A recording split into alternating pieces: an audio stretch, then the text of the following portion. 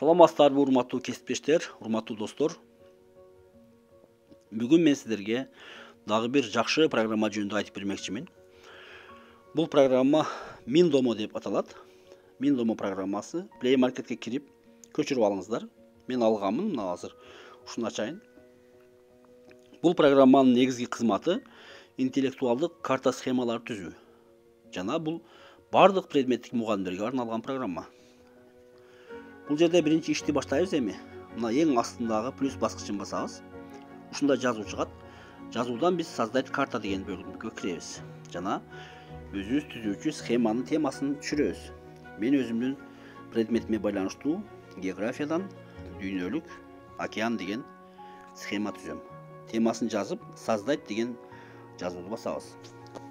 Бизге түзүүчү схемабыздын баштапкы уячасы даяр болду. Эми бул Central Topic деген сөздү өзгөртөбүз. Басып туруп, калемчени басып, өчүрүп, темасын жазайын мен. Мына даяр болду. Эми бизге белгилүү дүйнөлүк океан 4 бөлүктөн турат. Мен демек 4 уяча кошушум керек. Жана ал кошулуучу уячалардын жайгаштырылуусу кандайча тартипте болуш керек. Анын үчүн эң үстүндө мына оң тарапта валиктин сүрөтү турат. Ошону басабыз. Бассак бизге ушундай инструменттер панели чыгат. Анын раскладка бөлүмүнө киребиз. Раскладка жайгаштыруусу. Мага ушул керек. Ушуну бастым. Басып, бул раскладка бөлүмүнөн мынтип эле чыгып кетебиз. Эми жайгаштыруу тартибин аныктагандан кийин мен 4 уяча кошушум керек. Эми көңүлүңүздөрдү эң асты тарабындагы 2 тоголоктун ичиндеги баскычка буруңуздар. Биринчиси сол тараптагысы 1 эле плюс болуп турат. Оң тараптагысы 2 1 плюс жана 1 пустой болуп турат. Ошону басабыз. Ошону 1 2 3 4 жолу бастым. Демек, мага 4 керектүү 4 уяча пайда болду. Эми биринчисинен баштайбыз мына. Биринчисине келип туруп, главная тема деген жазууду өчүрөм. Өчүрүп, Тынч океаны деп жазам. Экинчисине өчүрүп туруп, Атлантика океаны. Үчүнчүсүнө келдим. Жазуусун өчүрүп, Инд океаны. Жана төртүнчүсүнө келип, жазуусун өчүрөбүз. Жана Түндүк Муз океаны. Мына урматтуу достор, бизге керектүү 4 уячага 4 океандын атын жаздык. Эми ар бир уячанын астына дагы уяча кошуш керек. Ал жерге аянтын жазабыз. Тынч океаны деген уячага мен колумду коюп бастым. Жана мына эң астындагы 2 баскычтан эми сол тараптагысын басам. Мына сол тараптагысын бассам, астына бир уяча пайда болду. Подтема деп турат. Ошо подтема деген жазууду өчүрөбүз. Азыр өчүрүү деп бастам өчөт. Бул жерге мен аянты 180 миллион километр квадрат. Аянтын жаздым. Эми Атлантика океаны деген уячага өтөм, аны басам. Жана астыдагы сол тараптагысын басам. Подтема пайда болот. Ал жерге дагы жазам. Аянты 91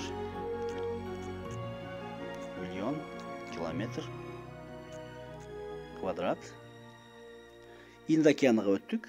Буга дагы басам, астындагысын өчүрүп туруп, 75 миллион километр квадрат. Эми төртүнчүсүгө Түндүк Муз океанын бастым, жана астына уяча коштум. Мына аянты. Ушундай эле тартипте кете берет. 13 миллион километр квадрат. Урматтуу достор, мына төртөөсүн дагы кошуп болдук аянттардын. Эми байкасаңыздар, мына бул азыркы кошулган уячалардын сыртында мындай Тынч океаны, Атлантика океаны сыяктуу рамкасы жок. Эми буга рамканы кантип кошобуз? Мисалы, мына Тынч океанын аянтыга алып келип басабыз. Жана баягы эле валикти кайра басам. Мына валикти басып туруп, форма деген бөлүмгө киребиз.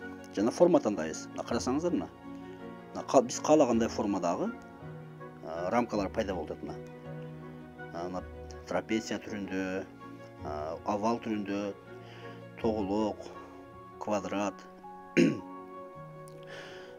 Мен ушул форманы тандайм. Эми Атлантика океанынын буга дагы кошобуз. Ар бирине өтүп туруп, ушул формасын келтиребиз. Төртөөсүнө тең форма коштук. Эми кийинки ишибиз бул мен алдын ала 4 океандын дагы сүрөттөрүн телефонума даярдап койгом. Сүрөт кошобуз. Ушул аянты деген бөлүмгө эле басабыз, Тынч океанга. Эми бул жерде жогору тарапта валиктин сол тарабында плюс баскычын басабыз. Плюсту бассак, бул жерде астында изображение деген жазуу бар. Муну басабыз. Камера, изображение с камеры жана библиотека Миндомо деген жазуулар чыгат. Эгерде библиотека Миндомо деген бөлүмгө кирсеңиздер, бул программанын өзүнүн сүрөттөрү. Булардан дагы колдонсоңуздар болот. Мен азыр изображение с камера деген кирем. Бул жерде биз галереяга киребиз.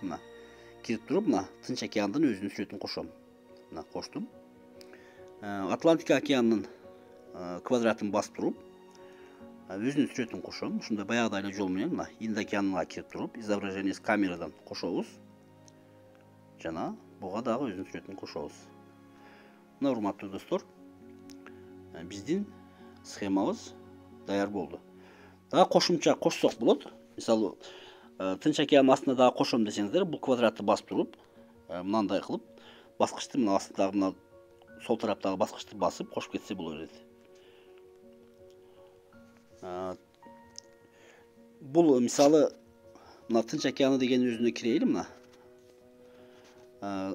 валикке кирип туруп, заливкасын да өзгөртсөк болот. Мисалы мына Тынч океанынын уячасын мисалы көгүлтүр түскө боёп, Атлантика океанын мисалы сары түскө боёп, Инд океаныга өтүп туруп жашыл түскө боёп, Түндүк Муз океаныга өтүп туруп кызгылт түскө боёп, ушундай кылып өзгөртүп койсок боло берет.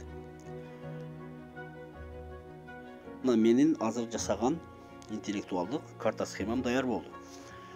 Эми бул карта схеманы мен кантип телефонума сактап алам жана окуучуларга жөнөтөм. Экрандын эң үстүнкү бөлүгүндө оң тарапта 3 чек турат, ошону басабыз. Жана экспорт в PDF деген экинчи катардагы жазууну басам. Жана бул жерден биздин мына телефонубузда VPS Office деген программа болсо, ошону басып койсок, бул азыр жасаган схемабыз VPS программасынан көрүнөт. Азыр мен бул программада ушуну мен жабайын. Мына азыр дүйнөлүк океан деп турат. Ачтым кайра жаптым. Скриншот кылып жөнөтсөңүздөр дагы боло берет. Эми биз муну WhatsAppка жөнөтүш керек. Ал үчүн мына дүйнөлүк океан деген немени басабыз, мынтип өзүнү четиндеги птичка кылып коебуз, галочка кылып. Жана дополнительно деген бөлүмгө кирип туруп, WhatsApp деген тандайбыз. Продолжить.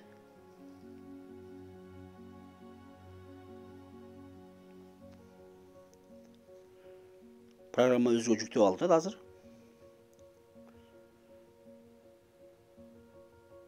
Жана WhatsApp'ты ачты. Эми WhatsApp'тагы мен бир группага ушул нерсени жөнөтөм. Мисалы, кружокко жөнөтүп коеюн. Мына жөнөтүп койдум. Эми кружоктогу ошол ссылканы биз ачып көрөбүз.